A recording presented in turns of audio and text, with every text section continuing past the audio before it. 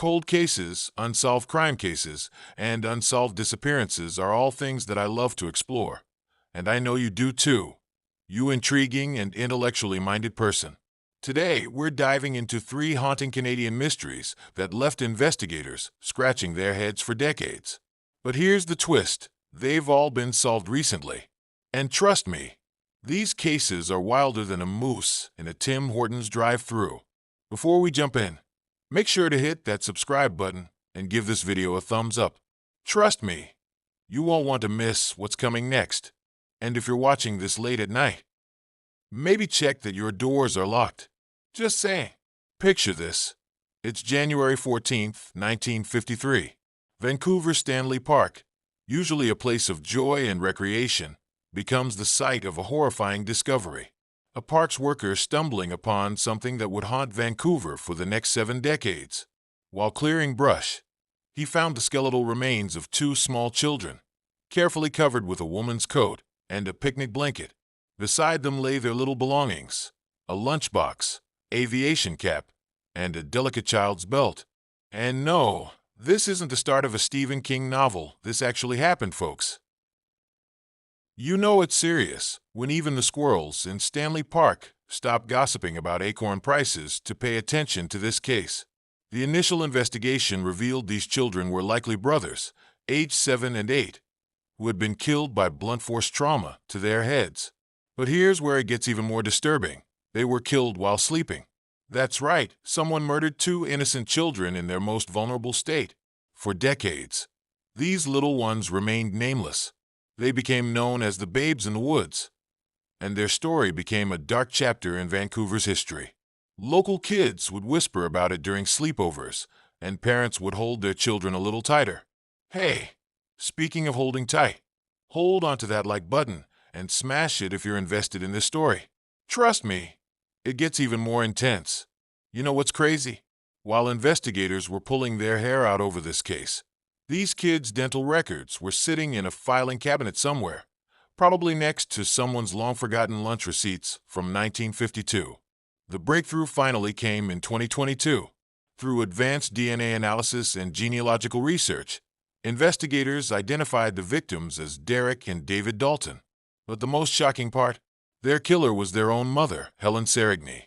Now, brace yourselves for this twist. Helen had been suffering from severe mental health issues and was struggling financially.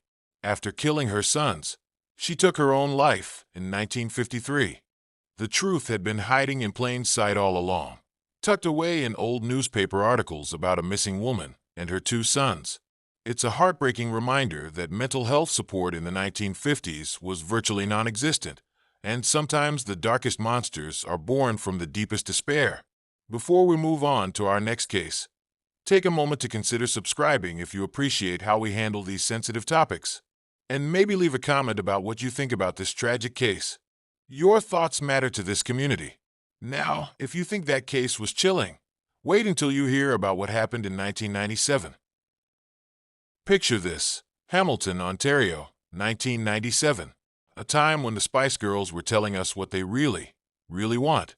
But all Scott Steinert really wanted was to live his life in peace. Spoiler alert, someone had other plans. Scott Steinert was a 38-year-old family man who worked as a bouncer at a local strip club called the Flamingo Tavern. Now, I know what you're thinking. Working at a strip club in Hamilton in the 90s sounds like the start of either a great sitcom or a terrible tragedy.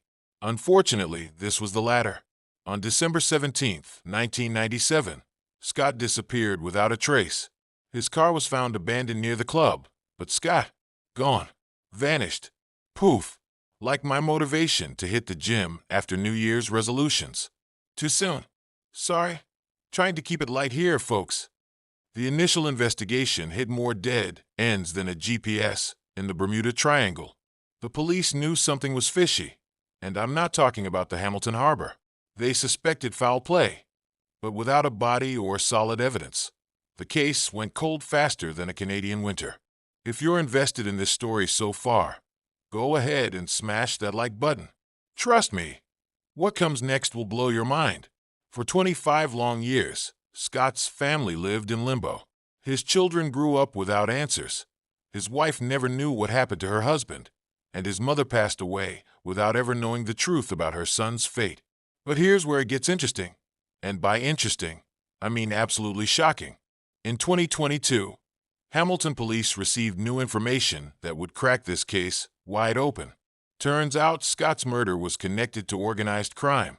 That's right, the quiet bouncer from Hamilton had somehow gotten tangled up with some seriously dangerous people. And by dangerous, I mean the kind of people who don't just unfollow you on social media when they're mad. They make you disappear permanently.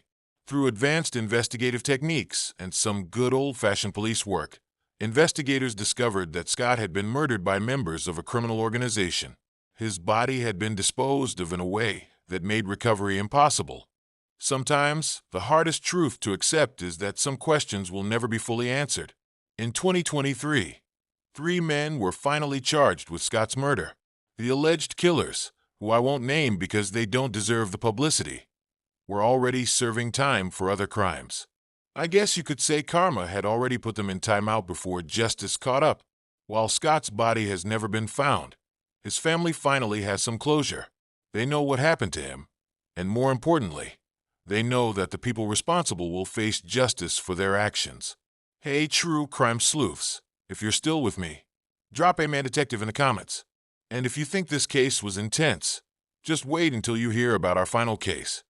But before we move on to the disappearance of Marie-Eve Lariviere, take a moment to appreciate how far forensic science and investigative techniques have come.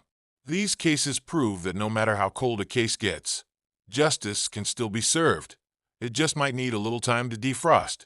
Stay tuned for our final case, which might just be the most baffling one yet. And trust me, you won't believe how this one was solved. Let's travel back to September 14th, 1992, in Saint-Jean-sur-Richelieu, Quebec, a time when people still had to rewind their VHS tapes and Gordon Lightfoot was still touring. But for one family, life was about to come to a devastating halt. Marie-Eve Lariviere was just 11 years old when she vanished while walking to a friend's house. Now, I know what you're thinking. The 90s were a different time when kids could roam freely. But this wasn't supposed to be one of those stories that keeps parents up at night. Back then, the biggest danger most kids faced was getting caught passing notes in class or being seen in public with their parents. But Marie-Eve's case reminded everyone that real dangers lurked in even the most peaceful communities. The initial search was massive, and when I say massive, I mean bigger than my pile of unwatched true crime documentaries. And trust me, that's saying something. Police, volunteers, and search dogs combed through every inch of the area. But Marie-Eve had vanished without a trace. If you're feeling the tension building, go ahead and give this video a thumbs up. It helps other true crime enthusiasts find these important stories. For 30 years, Marie-Eve's disappearance haunted Quebec. Her case was featured on television shows, plastered on billboards, and discussed in true crime forums. But the answer seemed as elusive as my missing socks in the dryer. Then, in 2022, something incredible happened. Advanced DNA testing and new investigative techniques led police to a shocking discovery. They found Marie-Eve's remains in a wooded area just outside Saint-Jean-sur-Richelieu. But here's where it gets even more disturbing. Her killer had been hiding in plain sight all along. The perpetrator was identified as a local man who had lived in the community for decades. He had watched as Marie-Eve's family suffered, attended community events, and lived his life while carrying this dark secret. In 2023, thanks to advances in forensic science and dedicated investigators who never gave up, Marie-Eve's killer was finally brought to justice. After 3 decades, her family could finally lay their daughter to rest. 3 cases, 3 decades, 3 families who finally got the answers they deserved. If there's one thing these cases teach us, it's that no matter how cold a case gets, hope should never freeze over.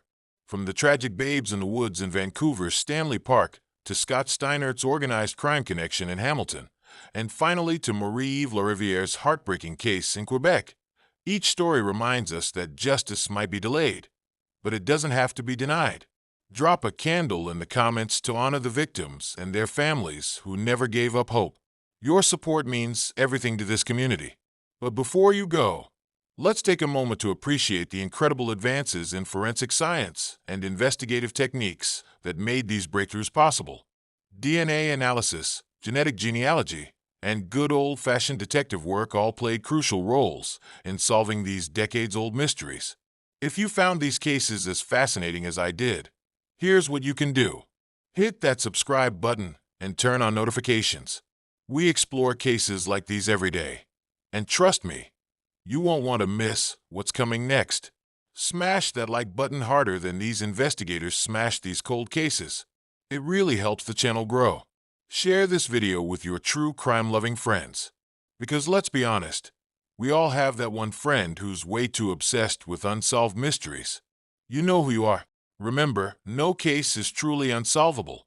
Sometimes it just takes advances in technology, dedicated investigators, and a community that refuses to let these stories be forgotten.